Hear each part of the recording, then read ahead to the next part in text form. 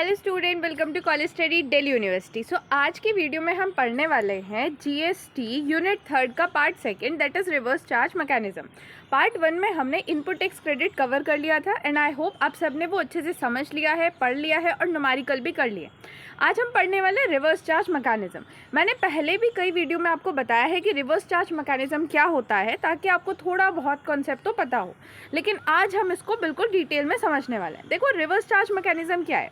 ये एक सिस्टम है जीएसटी के अंदर जहाँ पे जो लाइबिलिटी है टैक्स पे करने की, वो सप्लायर पे नहीं होती बल्कि रिसिपेंट पे होती है। जनरली क्या होता है कि सप्लायर जीएसटी कलेक्ट करता है रिसिपेंट से और गवर्नमेंट को पे करता है, बट रिवर्स चार्ज मैकेनिज्म के अंदर ये जो लाइबिलिटी है टैक्स पे करने की, वो सप्लायर पे नहीं होती, वो किस पे होती है, रिसिपेंट पे होती है। अब यहाँ पे ना कुछ कंडीशन है आरसीएम की। क्या क्या कंडीशन है देखो। कंपलसरी रजिस्ट्रेशन, मतलब अगर किसी भी पर्सन पे रिवर्स चार्ज मैकेनिज्म के अंदर टैक्स पे करने की लाइबिलिटी आ जाती है तो उसको कंपलसरी ही रजिस्ट्रेशन कराना पड़ता है, भले ही उसका टर्नओवर लिमिट कितना हो, डजंट मैटर। देन है payment in cash only. GST liability जो है रिवर्स चार्ज मैकेनिज्म के अंदर वो सिर्फ पे करी जाती है कैश में। वो इनपुट टैक्स क्रेडिट मतलब इलेक्ट्रॉनिक क्रेडिट लेजर के अंदर पे नहीं करी जा सकती, उसके लिए कैश ही पे करना पड़ता है। Third is payment voucher. जो रिसिपेंट है जब वो टैक्स पे करेगा ना रिवर्स चार्ज मैकेनिज्म के अंदर, तो वो ना सप्लायर को पेमेंट वाउचर इशू करेगा। And fourth is turnover. देखो, RCM supplies are include in a turnover of supplier not a recipient. अब ये ना मिथ हो सकती है, कई लोगों के दिमाग में आ सकता है कि देखो, अगर जो टैक्स है वो कौन पे कर रहा है, रिसिपेंट पे कर रहा है, तो ये टर्नओवर जब हम कैलकुलेट करेंगे तो रिसिपेंट के टर्नओवर में ही ऐड हो जाएगा। ऐसा नहीं होता, ये सप्लायर के टर्नओवर में ही ऐड होता है। बस जो जीएसटी मतलब टैक्स पे करने की लायबिलिटी है वो रिसिपेंट पे होती है। ठीक है, अब हम आ जाते हैं नोटिफाइड गुड्स की कैटेगरी। नोटिफाइड गुड्स मतलब वो गुड्स जो गवर्नमेंट ने नोटिफाई करे हैं और जिन गुड्स के अंदर जो लाइबिलिटी है टैक्स पे करने की वो सप्लायर की है। मतलब आरसीएम के अंडर कौन कौन से गुड्स आते हैं उनको हम डिटेल में पढ़ेंगे। तो सबसे पहले आता है एग्रीकल्चर प्रोडक्ट। एग्रीकल्चर प्रोडक्ट के अंदर ना 4 स्पेसिफिक एग्रीकल्चर आइटम को स्पेसिफाई करा है। पहला है कैश्यू नट, दूसरा है बीडी वेपर लीफ, थर्ड है tobacco leaves and fourth is raw cotton. अब देखो, ये लगता कैसे है। ये लगता है जब सप्लायर एग्रीकल्चरलिस्ट हो, मतलब जो सप्लाई कर रहा है वो तो एग्रीकल्चरलिस्ट है, ठीक है, और जो रिसीव कर रहा है वो एक रजिस्टर्ड पर्सन है। तो उस केस में जो टैक्स होता है वो रिसीव करने वाले पर्सन को पे करना होता है। अब इसका ना एग्जाम्पल है यहाँ पे। If a registered company purchase a raw unshelled cashew nut directly from the farmer to manufacture a wine और registered business buy a tendu leave to make a bidi, तो जो रजिस्टर्ड कंपनी है वो लाइबल होगी जीएसटी पे करने के लिए under the RCM, not a farmer. Then next is essential oil. अब ये एसेंशियल ऑयल कौन कौन से होते हैं, तो यहाँ पे ना पूरी एक कैटेगरी स्पेसिफाई करी गई है एसेंशियल ऑयल की, जिसके अंडर आरसीएम में टैक्स जाता है। तो कौन कौन से ऑयल है, peppermint oil, then spearmint oil, watermint oil and many more. अब ये एप्लीकेबिलिटी कैसे होती है, देखो, जो सप्लायर होगा ना, मतलब जो ऑयल सप्लाई कर रहा होगा वो एक अनरजिस्टर्ड पर्सन होगा और जो इन ऑयल को रिसीव कर रहा होगा वो एक रजिस्टर्ड पर्सन होगा। तो उस केस में जो टैक्स कलेक्ट करने की लायबिलिटी है वो रिसीवर की होगी। यहाँ पे आरसीएम के अंडर टैक्स दिया जाएगा। Next category is silk yarn. देखो, सिल्क यार्न क्या होता है कि सप्लायर कोई भी पर्सन हो सकता है, कोई भी पर्सन जो मैन्युफैक्चर करता है silk yarn from a raw silk और सिल्क वर्म। एंड रिसिपेंट कौन होगा, कोई भी रजिस्टर्ड पर्सन। यहाँ पे ध्यान देने वाली बात है कि ऊपर वाली सारी कैटेगरी में मैंने क्या कहा था कि जो सप्लायर होगा वो अनरजिस्टर्ड पर्सन होगा या एग्रीकल्चरलिस्ट होगा, बट यहाँ पे सप्लायर कोई भी हो सकता है, इवन कोई लार्ज कॉर्पोरेशन भी हो सकती है, लेकिन फिर भी जो टैक्स पे करेगा वो रिसिपेंट ही पे करेगा। Then next category is used government vehicle. इसके अंदर क्या होता है कि जब भी गवर्नमेंट सप्लाई करती है यूज्ड व्हीकल का, सीज्ड व्हीकल का, ओल्ड एंड यूज्ड गुड्स का या वेस्ट एंड स्क्रैप का, अभी कहाँ लगता है। देखो, इस केस में सप्लायर कौन होता है, central government, state government, union territory या कोई भी लोकल अथॉरिटी, और रिसिपेंट कौन होता है, कोई भी रजिस्टर्ड पर्सन होता है। तो उस केस में जो लायबिलिटी होती है टैक्स पे करने की वो रजिस्टर्ड पर्सन की होती है। For an example, if government confiscated 20 vehicles from a loan default and auction them to the registered automobile dealer, तो इस केस में जो डीलर है वो जीएसटी पे करेगा under the reverse charge mechanism. ठीक है, लेकिन इसकी एक एक्सेप्शन भी है। एक्सेप्शन क्या है वो ध्यान से समझना। अगर गुड्स सोल्ड करे जा रहे हैं बाय मिनिस्ट्री ऑफ रेल, तो उस केस में फॉरवर्ड चार्ज मैकेनिज्म ही लगता है। Ministry of rail always charge the GST under the normal forward charge mechanism. Next category supply of lottery. अब सप्लाई ऑफ लॉटरी में क्या होता है कि जो सप्लायर होता है वो स्टेट गवर्नमेंट, यूनियन टेरिटरी या कोई भी लोकल अथॉरिटी होता है, और जो रिसिपेंट होता है मतलब जो रिसीव करने वाला होता है वो कोई भी लॉटरी डिस्ट्रीब्यूटर या सेलिंग एजेंट होता है। और इस केस में गवर्नमेंट कभी भी टैक्स पे नहीं करती under the forward charge mechanism. जो लॉटरी एजेंट होता है वो टैक्स पे करता है under the reverse charge mechanism. Next category is metal scrap. देखो आपने सुना होगा ना कबाड़ी वाला। अब गवर्नमेंट को भी पता चल गया कि कबाड़ी वाले के धंधे में ना बहुत पैसा है, तो गवर्नमेंट ने सोचा अब इस पे टैक्स क्यों ना लगाया जाए। तो यहाँ पे कौन होता है, सप्लायर अनरजिस्टर्ड पर्सन होता है, मतलब जो आपकी गली में बेच रहे होते हैं अनरजिस्टर्ड पर्सन होते हैं। लेकिन जो रिसिपेंट होगा वो रजिस्टर्ड पर्सन होगा, मतलब आपके पास से जितना भी स्क्रैप है वो कलेक्ट करके जब वो एक किसी बड़ी कंपनी के पास या जिसके पास भी जाते हैं अपना पूरा स्क्रैप बेचने, वो एक रजिस्टर्ड पर्सन होता है। तो इस केस के अंदर जो रजिस्टर्ड बिजनेस है ना, जो भी वो मेटल स्क्रैप को खरीदता है अनरजिस्टर्ड स्क्रैप डीलर से, तो वो रजिस्टर्ड बिजनेस टैक्स पे करता है under the reverse charge mechanism. Next आता है प्रायोरिटी सेक्टर लेंडिंग सर्टिफिकेट। देखो गवर्नमेंट ने ना क्या कर रखा है कि बैंक को एडवाइस कर रखा है कि आपको एग्रीकल्चर सेक्टर में इतने % लोन देना है, आपको वुमेन एंटरप्रेन्योर्स को इतने % लोन देना है। अब क्या होता है कि बैंक ना इसको मीट नहीं कर पाते, इस कैटेगरी को या क्राइटेरिया को कई बार मीट नहीं कर पाते। तो उस केस में वो क्या करते हैं, दूसरे बैंक से जिसने ज़्यादा लोन दे दिया है इस कैटेगरी को, मान लो मैं ना यहाँ पे एग्जाम्पल ले लेती हूँ, ये है बैंक ए और ये है बैंक बी, ठीक है, ये बैंक ए है और ये बैंक बी है। अब बैंक गवर्नमेंट ने सेट करे कि 20% लोन देना है वुमेन एंटरप्रेन्योर्स को। बैंक ए ने दिया है 30% और बैंक बी ने दिया है 10%। तो अब क्या होगा कि बैंक बी ना ए से 10% का कोटा परचेस कर लेगा, and that is priority sector lending certificate, उससे परचेस कर लेगा, ठीक है। तो इस केस में दोनों ही रजिस्टर्ड होते हैं, बैंक ए भी रजिस्टर्ड होता है, बैंक बी भी रजिस्टर्ड होता है, लेकिन जो रिसीवर होता है मतलब ये जो बैंक बी होगा वो जीएसटी पे करता है under the reverse charge mechanism. So notified goods पढ़ने के बाद अब हम पढ़ेंगे नोटिफाइड सर्विसेज, और इसमें पहली सर्विस आती है गुड्स ट्रांसपोर्ट एजेंसी की। देखो गुड्स ट्रांसपोर्ट एजेंसी कौन से मैकेनिज्म में टैक्स देगी, रिवर्स चार्ज या फॉरवर्ड चार्ज, ये डिपेंड करता है उसने कौन सा टैक्स रेट ऑप्ट किया है और जो रिसिपेंट है उसका स्टेटस क्या है।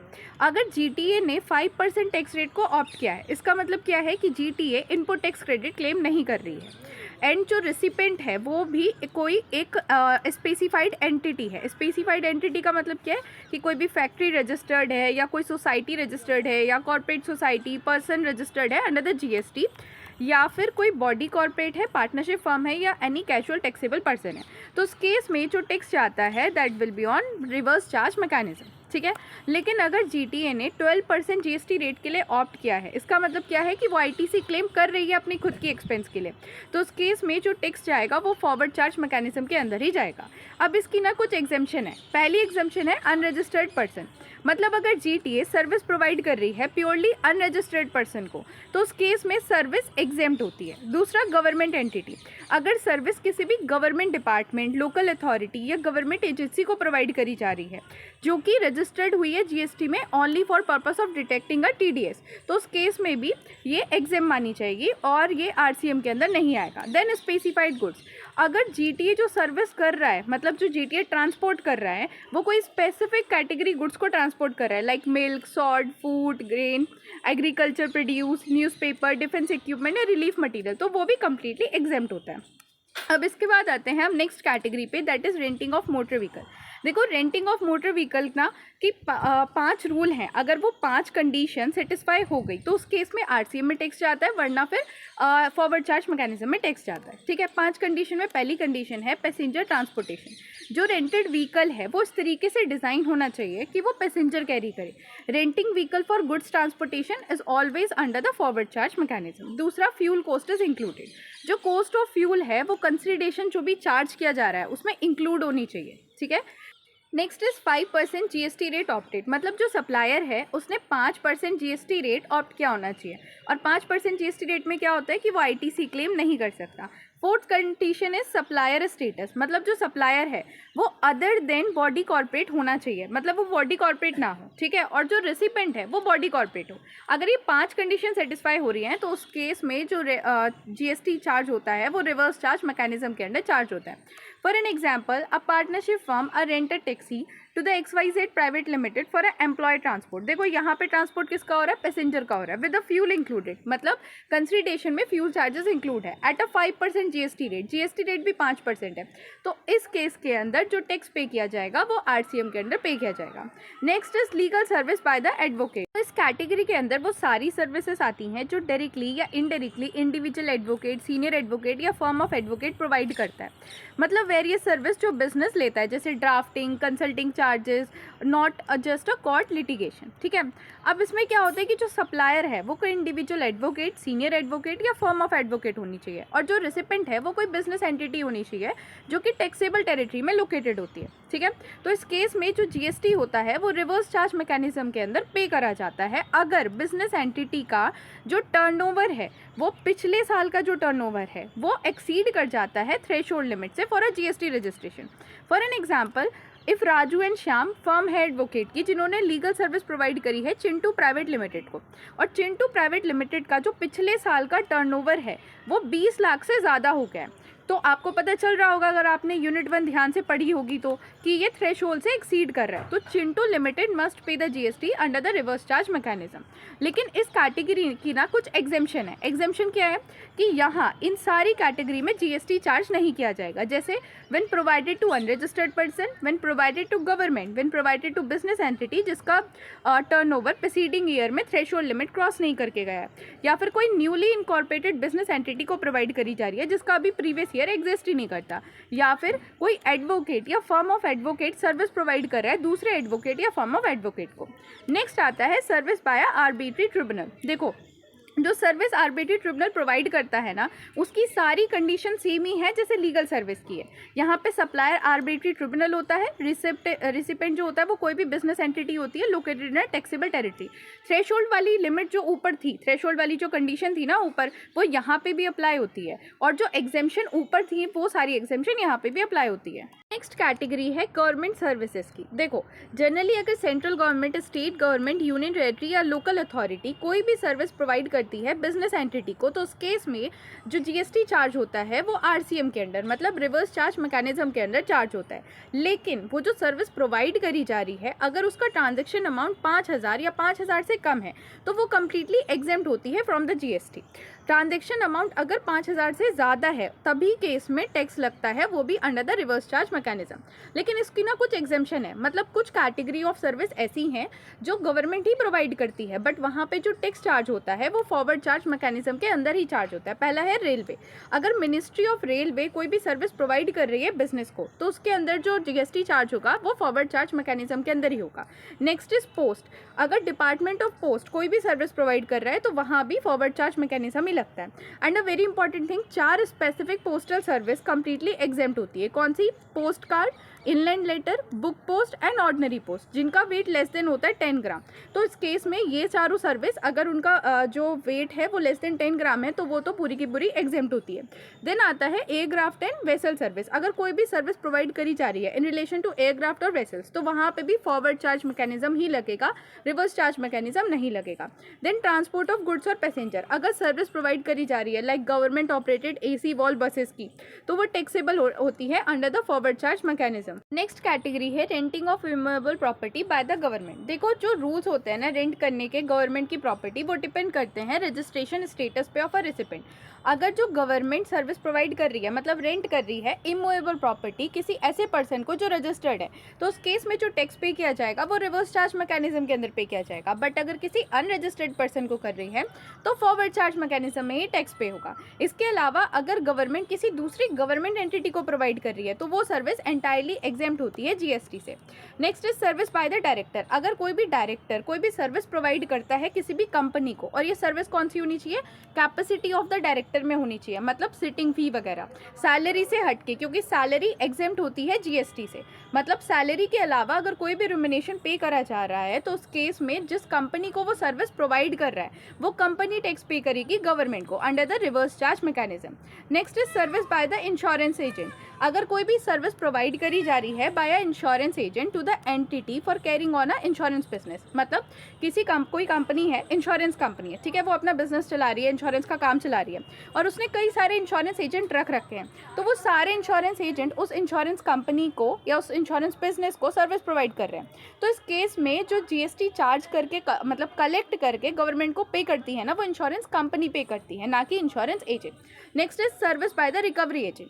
देखो, अगर कोई भी रिकवरी एजेंट सर्विस प्रोवाइड कर रहा है किसी भी बैंकिंग कंपनी को, फाइनेंशियल इंस्टीट्यूशन का या नॉन बैंकिंग फाइनेंशियल कंपनी को, तो उस केस में जो टैक्स पे किया जाएगा वो बैंक, फाइनेंशियल इंस्टीट्यूशन या फिर नॉन बैंकिंग फाइनेंशियल कंपनी ही पे करेगी, रिकवरी एजेंट पे नहीं करेगा। इसके अलावा इंडिविजुअल डायरेक्ट सेलिंग एजेंट। देखो, अगर कोई भी सर्विस प्रोवाइड करी जा रही है इंडिविजुअल डायरेक्ट सेलिंग एजेंट, वैसे तो ये डायरेक्ट सेलिंग एजेंट की बात थी, लेकिन तुम्हें याद रहे कि ये सिर्फ केस इंडिविजुअल पे लगता है, सिर्फ इंडिविजुअल पे। तो मैंने यहाँ पे डायरेक्टली लिखा है इंडिविजुअल डायरेक्ट सेलिंग एजेंट। अगर कोई भी individual direct selling agent service provide कर रहा है बैंकिंग कंपनी या नॉन बैंकिंग फाइनेंशियल कंपनी को, तो उस केस में बैंक या फिर नॉन बैंकिंग फाइनेंशियल कंपनी ही टैक्स पे करेगी under the reverse charge mechanism. And note point is this, supplier strictly individual होना चाहिए। अगर वो कोई पार्टनरशिप फर्म है, LLP है, बॉडी कॉर्पोरेट है, तो उस केस में फॉरवर्ड चार्ज मैकेनिज्म लगेगा, रिवर्स चार्ज मैकेनिज्म नहीं लगेगा। नेक्स्ट कैटेगरी है बिजनेस फैसिलिटेटर या बिजनेस कॉरेस्पॉन्डेंट की। देखो, मैं बिजनेस फैसिलिटेटर को आपको थोड़ा डिटेल में पढ़ाती हूँ। देखो, अगर बिजनेस फैसिलिटेटर कोई भी सर्विस प्रोवाइड कर रहा है इन अ अर्बन एरिया या फिर रूरल एरिया, अगर वो रूरल एरिया में कोई भी सर्विस प्रोवाइड कर रहा है तो वो सर्विस है एग्जेम्प्ट, ठीक है, वो सर्विस है एग्जेम्प्ट। अगर अर्बन एरिया में सर्विस प्रोवाइड कर रहा है तो वो आएगी फॉरवर्ड चार्ज मैकेनिज्म के अंडर। अब इसको पढ़ते हैं थोड़ा और डिटेल में। देखो, अगर कोई भी सर्विस प्रोवाइड करी जा रही है by the service facilitator to the banking company in a urban area, तो वो रिवर्स चार्ज मैकेनिज्म के अंदर आती है, मीनिंग बैंकिंग कंपनी जीएसटी पे करेगी। याद रखना, अगर अर्बन की जगह रूरल हो गया ना तो ये सर्विस एग्जेम्प्ट हो जाती है, गलत मत करके आना। Then next is by agent of business correspondent to the business correspondent. मतलब अगर कोई बिजनेस कॉरेस्पॉन्डेंट ही दूसरे बिजनेस कॉरेस्पॉन्डेंट को सर्विस प्रोवाइड कर रहा है, वो भी अर्बन एरिया में, तो उस केस में रिवर्स चार्ज मैकेनिज्म लगता है। अगर रूरल एरिया में कर रहा है तो एग्जेम्प्ट हो जाएगा, और अगर बिजनेस कॉरेस्पॉन्डेंट बैंकिंग कंपनी को सर्विस प्रोवाइड कर रहा है अर्बन एरिया में, तो वो टैक्सेबल होता है फॉरवर्ड चार्ज मैकेनिज्म के अंदर। ये चीज़ ध्यान रखना। नेक्स्ट आता है member of overseeing committee to RBI. अगर कोई भी सर्विस प्रोवाइड करी जा रही है by the member of overseeing committee to the Reserve Bank of India, तो रिजर्व बैंक ऑफ इंडिया उस केस में टैक्स पे करती है under the reverse charge mechanism. Next is security lending scheme. अगर कोई भी सिक्योरिटी लेंड करी जा रही है under the SEBI security lending scheme, तो जो बोरोवर है ना सिक्योरिटी का, वो जीएसटी पे करेगा, ना कि लेंडिंग जो लेंड कर रहा होगा, ठीक है। Next is security service. अब देखो, ये सिक्योरिटी सर्विस का मतलब ये नहीं है कि आईटी सिक्योरिटी या इंस्टॉलेशन ऑफ सिक्योरिटी कैमरा। इसका मतलब है कि जैसे बॉडी गार्ड हायर कर लिया या सिक्योरिटी गार्ड हायर कर लिया। तो अगर सप्लायर कोई भी पर्सन है अदर देन बॉडी कॉर्पोरेट, मतलब कोई इंडिविजुअल है, पार्टनरशिप फर्म है या प्रोप्राइटरशिप है, और जो रिसिपेंट है वो रजिस्टर्ड पर्सन है, वो भी जो लोकेटेड है टैक्सेबल टेरिटरी में, तो उस केस में क्या होगा कि जो जीएसटी चार्ज होगा वो रिवर्स चार्ज मैकेनिज्म के अंडर चार्ज किया जाएगा। नेक्स्ट कैटेगरी है copyright of dramatic, musical and artistic work. देखो, इसमें क्या होता है कि जो सप्लायर होता है वो कोई म्यूजिक कंपोजर, फोटोग्राफर, आर्टिस्ट या कोई भी हो सकता है, ठीक है। और जो रिसिपेंट होता है, मतलब जिसे सर्विस प्रोवाइड करी जा रही होती है, वो कोई बड़ी म्यूजिक कंपनी, प्रोड्यूसर या सिमिलर एंटिटी होती है, ठीक है। तो उस केस में क्या होता है, जो जीएसटी कलेक्ट करा जाता है वो इस म्यूजिक कंपनी, प्रोड्यूसर या सिमिलर एंटिटी के थ्रू कलेक्ट करा जाता है, और वो ही गवर्नमेंट को पे करती है under the reverse charge mechanism.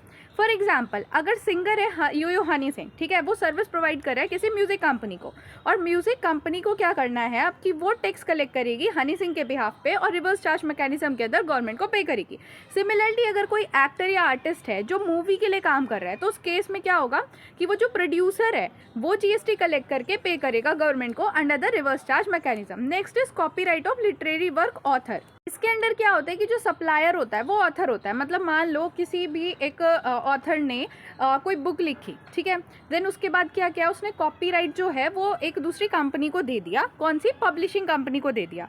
तो वो जो पब्लिशर कंपनी है वो उस बुक को पब्लिश करेगी, ठीक है। तो वो उस केस में जो पैसे मिलेंगे वो ऑथर को भी मिलेंगे। तो यहाँ पे जो रिसिपेंट है पब्लिशर कंपनी, वो ऑथर के बिहाफ पे टैक्स कलेक्ट करेगी और गवर्नमेंट को पे करेगी under the reverse charge mechanism. But यहाँ पे एक नोट पॉइंट पॉइंट है।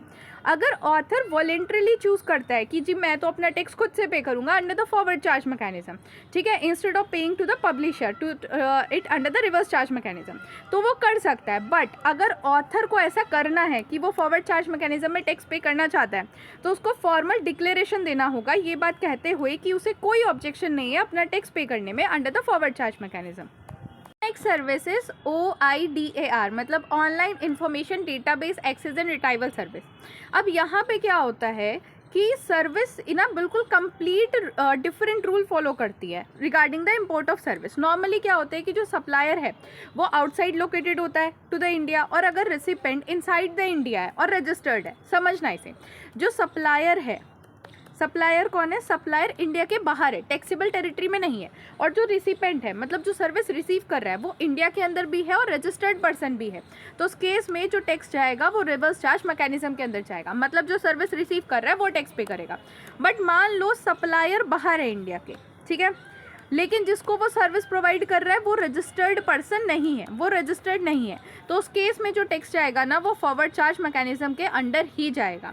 For an example, if you take a Netflix subscription, Netflix जो सप्लायर है is liable to calculate and pay GST to the government under the forward charge mechanism. क्यों? क्योंकि आप तो स्टूडेंट हो, आप तो अनरजिस्टर्ड पर्सन हो, तो उस केस में फॉरवर्ड चार्ज मैकेनिज्म लगेगा। बट आपकी जगह अगर आप रजिस्टर्ड पर्सन होते, कोई बिजनेस एंटिटी है जो रजिस्टर्ड है, तो उस केस में क्या होता है कि आप टैक्स कलेक्ट करके गवर्नमेंट को पे कर रहे हैं। सो अब हम देख लेते हैं कुछ क्वेश्चन। यहाँ पे क्वेश्चन है, Kapil and Jayant Malan are a partners in a firm of advocate and the firm is providing a legal professional service to the following. अब हमें बताना है कि क्या यहाँ पे टैक्स फॉरवर्ड चार्ज में लगेगा, रिवर्स चार्ज में लगेगा, या एग्जेम कैटेगरी है। अगर ये वाली जो फर्म है वो प्रोवाइड कर रही है legal professional service to advocate of Delhi high court, तो आप बताओ यहाँ पे टैक्स कैसे लगेगा? सिंपल है, एग्जेम्प्ट है, क्योंकि एक जो फर्म है वो दिल्ली हाई कोर्ट को सर्विस प्रोवाइड कर रही है ना, तो यहाँ पे एग्जेम्प्ट आएगा। द फर्म ऑफ 5 एडवोकेट, मैंने क्या बताया था कि अगर फर्म ऑफ एडवोकेट को सर्विस प्रोवाइड करती है तो भी एग्जेम्प्ट होता है, तो इस कैटेगरी में भी एग्जेम्प्ट होगा।